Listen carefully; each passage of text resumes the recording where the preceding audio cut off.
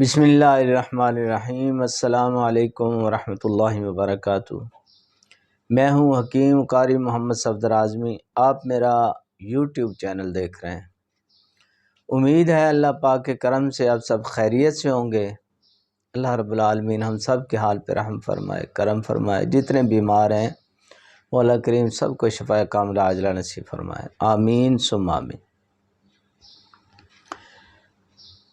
تو عزیزان من، اب جو آپ حضرات کے سامنے میں نسخہ پیش کرنے لگا ہوں وہ ہے خواتین کے لیے۔ حیض کھل کر نہ آتا ہو یا بند ہو جائے یا بے قاعدگی سے حیض آتا ہو یا درد کے ساتھ آتا ہو، تمام ان عوارض کے لیے مجرب المجرب نسخہ ہے۔ ایسے سمجھیں کہ اسپیشل نسخہ ہے ان امراض کے لیے، ان تکلیفوں کے لیے یہ اسپیشل نسخہ ہے۔ یہ دو چیزیں ہیں جی، ایک تو یہ گولیاں بنیں گی اور ایک اس کے ساتھ شربت استعمال کرایا جاتا ہے، اس کی ویڈیو بھی میں انشاءاللہ اپنے چینل پہ اپلوڈ کر دوں گا ساتھ ہی۔ تو جو بھی اس مرض میں مبتلا ہیں بے فکر ہو کے استعمال کریں، انشاءاللہ العزیز بہترین فوائد ہوں گے۔ تو جناب، اس میں جو ادویات آپ استعمال کریں گے، مصبر لینا ہے آپ نے، مر مکی لینی ہے، زنجبیل لینی ہے تولا تولا۔ یہ تینوں چیزیں ایک ایک تولا لے لیں۔ کشتہ فولاد اور زعفران کشمیری، یہ تین تین ماشے لینا ہے۔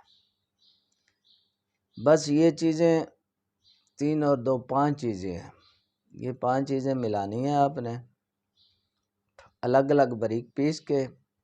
تو کشتہ فولاد اچھی طرح مکس کر لیں۔ اب شہد اتنا ڈالنا ہے آپ نے کہ گولیاں بنانے کے قابل ہو جائے۔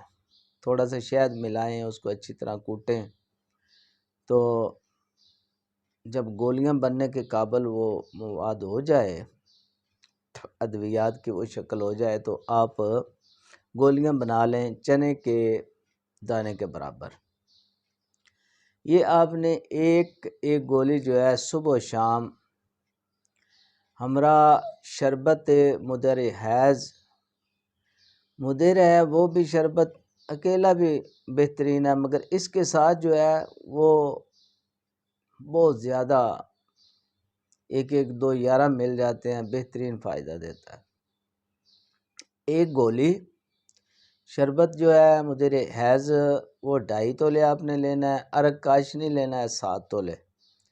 شربت اور عرق کو ملا کے، اگر عرق نہ مل سکے تو پھر سادہ پانی ملا لیں، یعنی شربت اور سادہ پانی 7 تولے کے قریب وہ لے کے اس کو مکس کر کے اس کے ساتھ گولی لینی ہے، صبح بھی اور شام بھی، اور کم از کم 40 دن استعمال لازمی کریں۔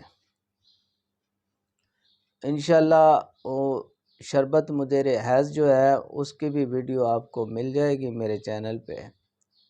نئے ہیں تو چینل کو سبسکرائب کر لیں۔ یہ نسخہ آپ حضرات کے سامنے پیش کر دیا، بنائیں انشاءاللہ اللہ پاک کرم فرمائے گا، یہ تکلیفیں دور ہو جائیں گی۔